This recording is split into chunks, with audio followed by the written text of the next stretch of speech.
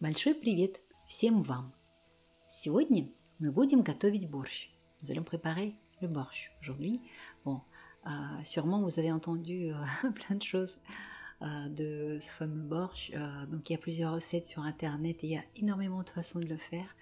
Donc, mais il y a surtout la base, bien sûr, le chou, la betterave, les carottes, l'oignon, les épices et ainsi de suite. C'est ce que je vais utiliser dans mon borщ à moi. Je vous ferai une vidéo vraiment à part sur la tradition, sur les soupes en général en Russie, pourquoi et comment, y compris sur le borщ, parce que, comme je répète, il y a énormément de façons de faire. Donc moi aujourd'hui mon but c'est vous partager ma recette assez simpliste, assez pratico-pratique parce que j'aime bien gagner du temps. Une femme qui travaille, voilà, c'est un peu ça, mais ça n'enlève pas du coup, pas du tout le goût, donc je vous rassure. Et bien, donc en plus cette version, du fait qu'il y a la possibilité de faire du borщ avec du bouillon à la base de viande, bon, normalement c'est ça qui est prévu pour la recette, mais il y a la possibilité de faire option végétarienne pour les personnes qui aiment tout ça. Donc il vous faudra bien des légumes, donc des tomates ou pas, donc oignons, carottes, choux, betteraves pré-cuite achetée ou vous pouvez la cuire vous-même. Eh bien moi, pour ne pas salir une poêle en plus, tout simplement je prends tout de suite ma casserole. Et au fond de ma casserole, je fais dorer mes carottes préalablement râpées et l'oignon. Voilà, ça se fait dorer avec de l'huile d'olive. Au fond de ma casserole, je rajoute soit le concentré de tomate pour aller plus vite, soit des tomates, donc coupées en cubes. Voilà, on fait comme on le souhaite, peu importe, le chou, donc en fines lamelles, soit avec une râpe spéciale, soit comme ça à la main avec un couteau, voilà, ça dépend. Moi, ça dépend de mon humeur d'ailleurs, comment faire. Donc, mais vraiment fine pour le bien. Bon alors, vous rajoutez de l'eau dans tout ça, donc du sel. Donc bien sûr, donc vous goûtez un petit peu que ce soit bien assez de sel.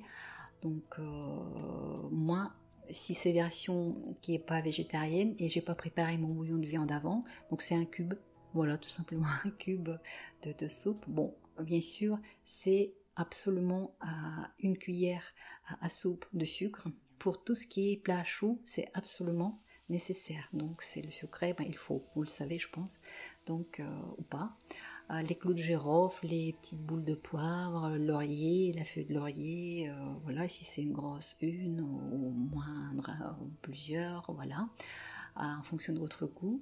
Donc des épices, moi je prends le mélange que j'achète en Russie, au marché, donc à Yaroslav, que j'aime bien, c'est plus simple.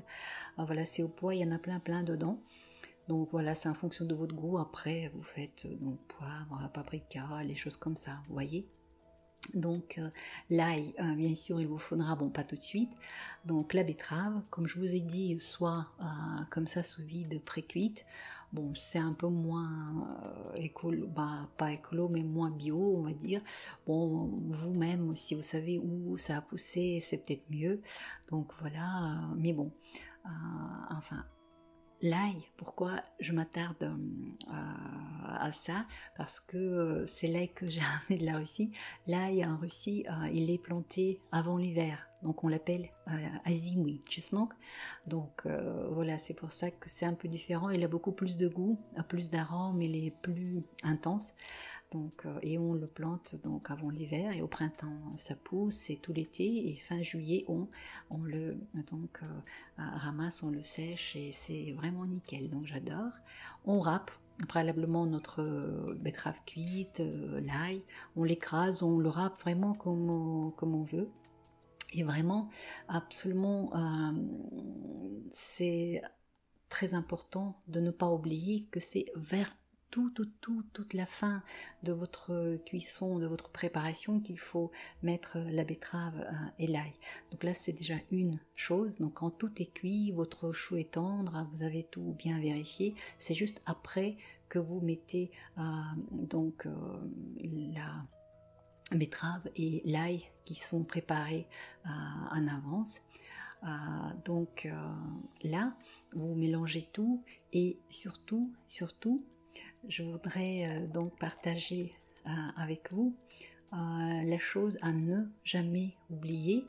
Donc c'est quand vous préparez donc, votre betterave, l'ail, comme je vous ai dit, vous pouvez écraser ou râper tout ça. Donc vous attendez que tout le reste a bien cuit. Donc ça a bien mijoté, bouillonné légèrement au petit feu sur votre gazinière ou voilà votre plaque, votre four. Et donc c'est juste après que vous devez mettre ça. Mais surtout, n'oubliez jamais que il faut pas porter votre borsch à l'ébullition quand vous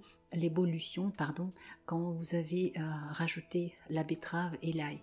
Donc c'est vraiment, vous faites augmenter le feu ou voilà la température pour que ça ce soit prêt à bouillir presque, mais vous l'éteignez tout de suite donc le feu, et vous, si c'est une plaque, vous bougez votre casserole parce que la betterave sinon elle perd sa couleur, et c'est absolument important de ne pas faire bouillir, d'accord?